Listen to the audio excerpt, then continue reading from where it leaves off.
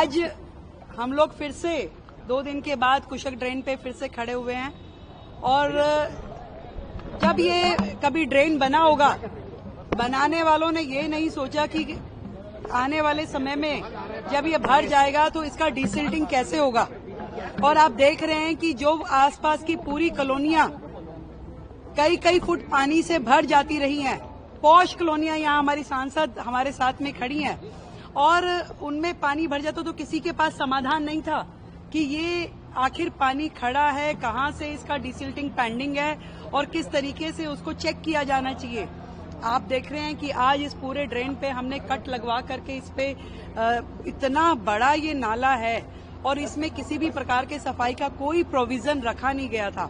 आज अलग अलग मशीनों के द्वारा हम यहाँ पे ट्रायल कर रहे हैं कि जो वर्षों से पड़ी हुई सिल्ट, जो चट्टान बन चुकी है, जो पत्थर बन चुकी है, उसका डिसिल्टिंग किस माध्यम से किया जाए।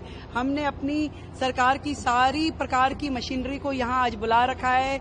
यहाँ पर फायर की मशीनें भी लगी हुई हैं, यहाँ पे दिल्ली सरकार वाली भी है, पीडब्ल्यूडी से super sucker, every machine is here कि किस तरीके से उस सिल्ट को काटा जाए, उसमें से उसको डीसिल्ट किया जाए। और भी हमने अलग अलग एजेंसीज को यहाँ इन्वाइट किया है कि वो हमें इसका समाधान दें कि किस प्रकार से इस सिल्ट को हम रिमूव कर सकते हैं इस ड्रेन से, ताकि आने वाले मौसम में जल भराव की दिक्कतें शहर में ना हो।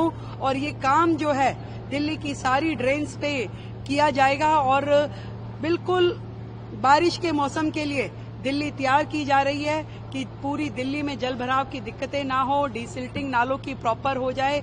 उसका एक्शन प्लान आज से अभी से हमारी पूरी टीम काम पे लगी है और कोई भी स्टोन अनटर्न्ड हम नहीं छोड़ेंगे। हर काम कैसे संभव है उसमें हमारे सांसद, हमारे विधायक, हमारे मंत्री, पूरी टीम सड़कों पर है।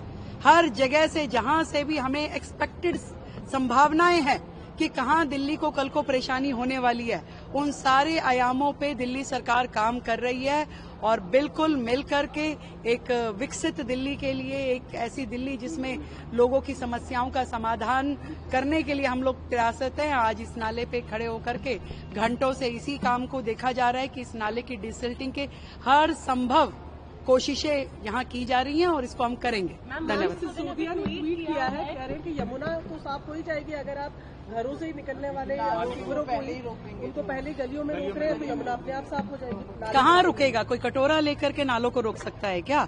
आप उसका समाधान देख रहे हैं। आज आप देख रहे हैं कि हम यहाँ बड़ी ड्रेन पे खड़े हैं और बड़ी ड्रेन का डिसिल्टिंग, जब तक ये बड़ी ड्रेन साफ नहीं होंगी, गलियों के अंदर की नालियां, पीडब्ल्यूडी के 60 फुटा रोडों के जो नाले हैं, वो पानी बाहर नहीं आ सकता। आज हम सबसे बड़े पॉइंट पे, जिसकी किसी ने कल्पना भी नहीं की थी कि ये नाला बना दिया इतना बड़ा, उसके ऊपर आपने लेंटर डाला हुआ है, कम से कम भी 15 इंच मोटा इसमें लेंटर डला हुआ है, परंतु कोई ये देखने वाला नहीं था कि कल को जब ये भर जाएगा तो ये सफाई कैसे होगी।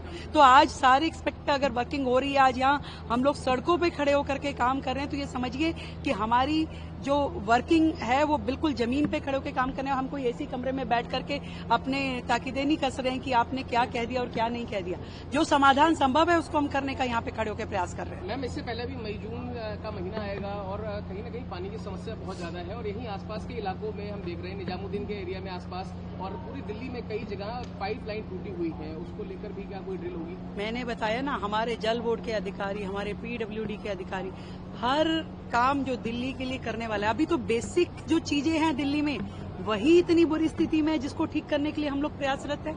आज दिल्ली में लीकेज का जो सिस्टम है, आज जिस तरीके से पाइपलाइंस का सिस्टम है, आज आधी दिल्ली जो है वो टैंकरों के माध्यम से ही पानी पी रही है। कहाँ है पानी और जल और नल? नहीं है। इन सुविधाओं को क्रिएट करना पड़ेगा और सरकार जो अब आई है वो डबल इंजन की सरकार मोदी जी के नेतृत्व में इन कामों को करने के लिए संकल्पबद्ध है और कर रहे हैं। हमने जीरो से शुरू करके इसको पूरा जिस लेवल तक लेके जाना है उस काम को दिल्ली सरकार करेगी। धन्यवाद।